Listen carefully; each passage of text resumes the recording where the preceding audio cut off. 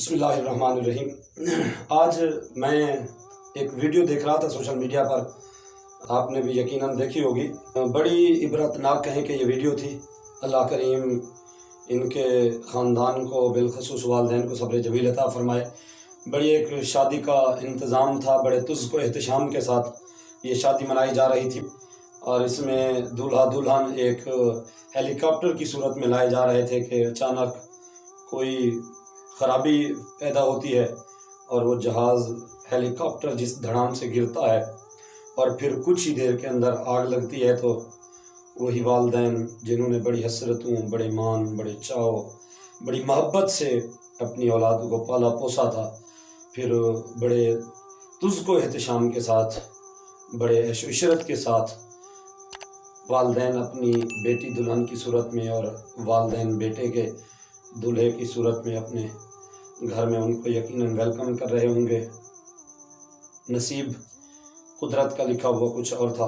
लेकिन याद रखिए कि मुसलमान बिलखसूस जिसको खुशियाँ अता की गई हैं, तो खुशियों के साथ हक बनता है कि हम शुक्र अदा करें, और ये अंदाज़ हमें दीन इस्लाम सिखाता है। देखें कि ईद का दिन हमारे लिए सबसे बड़ी मुसलमानों की खुशी का दिन है, लेकिन उस दिन आम रूटीन में हम 5 नमाज़ें पढ़ते हैं, तो उस दिन एक नमाज बढ़ा दी गई है कि फिर नमाज़ें 6 पढ़ो, कि ये हमारी जो खुशियों के दिन हैं उनमें हमें इबादत बढ़ा देनी चाहिए।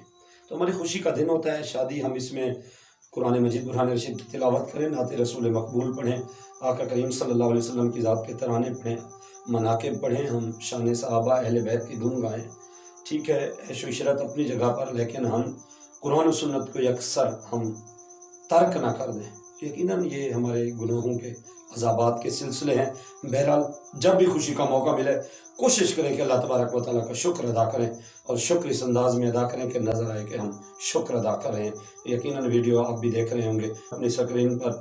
अल्लाह करीम इनके वालिदैन को सब्र जमील अता फ़रमाए, और अल्लाह तबारक व तआला हमारे लिए इसे ज़रिया नजात, ज़रिया इबरत बनाए।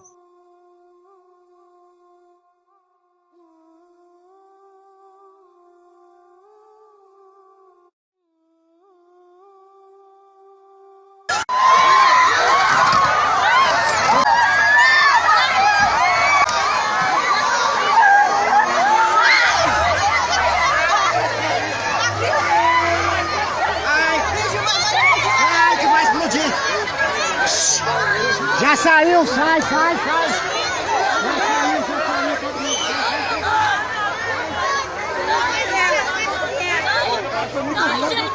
Já saiu.